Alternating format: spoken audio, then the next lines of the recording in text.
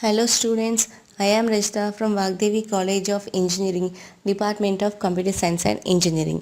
In this session, we are going to learn about data structures through C++ lab programs. Week 8 program.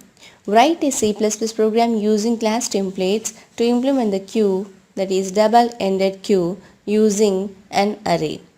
So in order to implement this program, we need to learn some concepts, queue, double-ended queue, and how to implement the queue using an array. So in previous session already we discussed the topic queue, and in this session we are going to discuss the queue in an abstract way. Queue is a linear data structure and which follows the first in first out order or last in last out order, which means that the element inserted first will be removed first and the element inserted last will be removed last. And the structure of the queue is like this.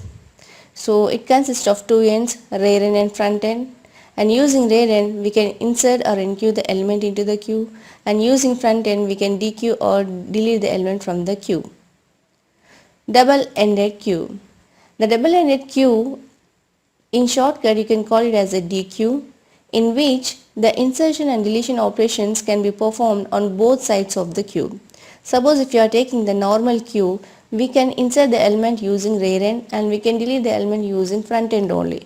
But come to the double-ended queue, in both ways we can insert and delete the element. Means using rear end you can insert the element and you can delete the element, and using front end you can insert the element and you can delete the element also. So that is the double-ended queue. And the structure of the queue is like this.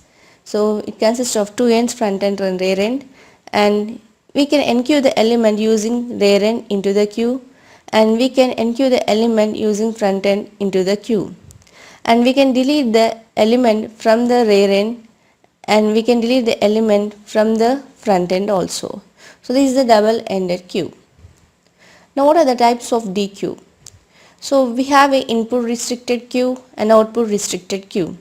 So what is the input restricted queue? And the queue is like this. So using rear end we can enqueue the element, and using front end we can dequeue the element, and using rear end also you can dequeue the elements. So in input restricted queue, in both ways we can delete the elements, but in one way you can insert the element into the queue, that is only rear end. Then output restricted queue, and the structure is like this.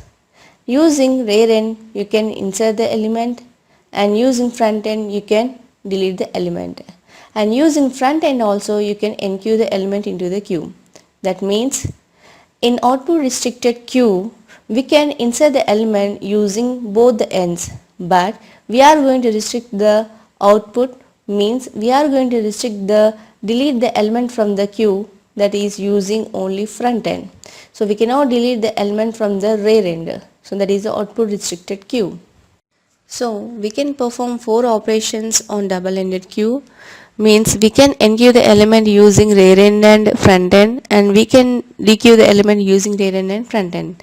Now let's see the first one, double-ended queue, and the function is enqueue at rear end, and this is the code when you are inserting the element at rear end. And we are implementing the queue using array here, and the array is like this, and the size of the array is 6, and the index positions are 0 to 5, and the array name, that is queue name, is A here. And initially front and rear values are -1. Why? Because the queue is empty. Now I want to enqueue one element 10. So we need to follow the code. So first we need to check the condition if rear equal to size -1. So what is the rear value? -1. Why? Because the queue is empty. And what is the size -1? That is the size of the queue. So size of the queue is 6, -1 means 5. So it represents the last index position of the queue. So rear is -1 and size -1 is 5. So both are different. So condition false.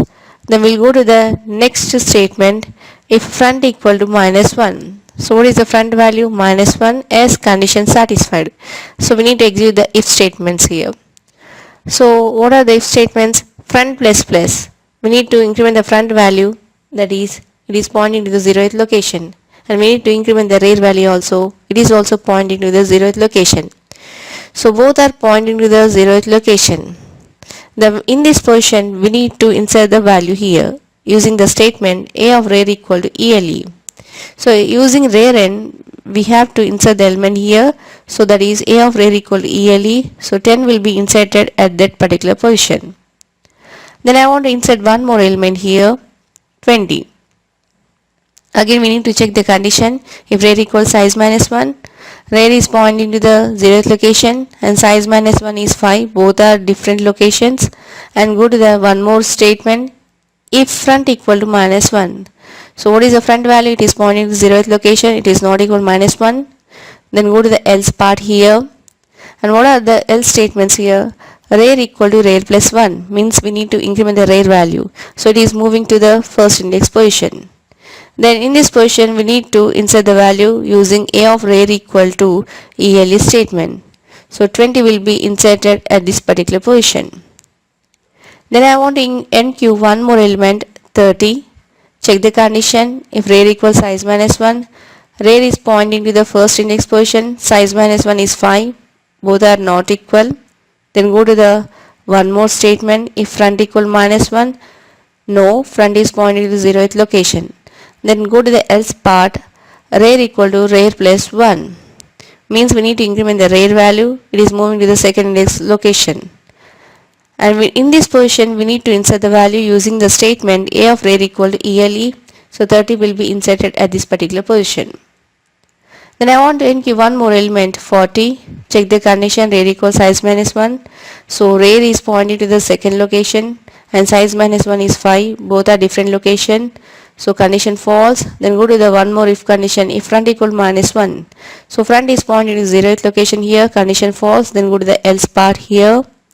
And the else statement is here, rear equal rear plus 1. We need to increment the rear value. It is moving to the third index position. And in this position we need to insert the value using the statement a of rear equal to ELE. So 40 will be inserted at this particular position. Then I want to NQ one more element, 50. Check the condition. If rear equals size minus 1. So rear is pointing to the third index position and size minus 1 5. So both are different location. So condition false. Then go to the one more condition. If front equal minus 1. So front is pointing to the 0th location. It is not equal minus 1. Then go to the else part. And the else statement here, rear equal rear plus 1. We need to increment the rear value. It is moving to the fourth index position. And in this position we need to insert the value using the statement a of rear equal ELE. So 40 will be inserted at this particular position. Then I want to NQ one more element, 60. So check the condition, rear equals size minus 1. So rear is pointing to the fourth index position and size minus 1 is 5. Both are different locations. So condition false. Then go to the one more statement, if front equal minus 1. So front is pointing to the 0th location. It is not equal to minus 1. So condition false. Go to the else part. And the else statement here, rear equal rear plus 1. We need to increment the rear value. So it is moving to the fifth index position. And in this position we need to insert the value using the statement a of rear equal to ELE. So at this particular position the value will be inserted. Suppose I want to NQ one more element here, 70. Check the condition. If rear equals size minus 1. So what is the rear value? It is pointing to the fifth index position. And what is the size minus 1? It is also 5. Now both are pointing to the same location now. So condition satisfied. Now in this situation we need to execute the COUT statement here, that is overflow condition occur. Why? Because both are pointing to the same location and the queue is full here.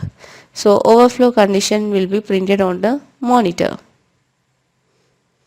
Like this we can insert the value or we can NQ the value at rear end position. Thank you.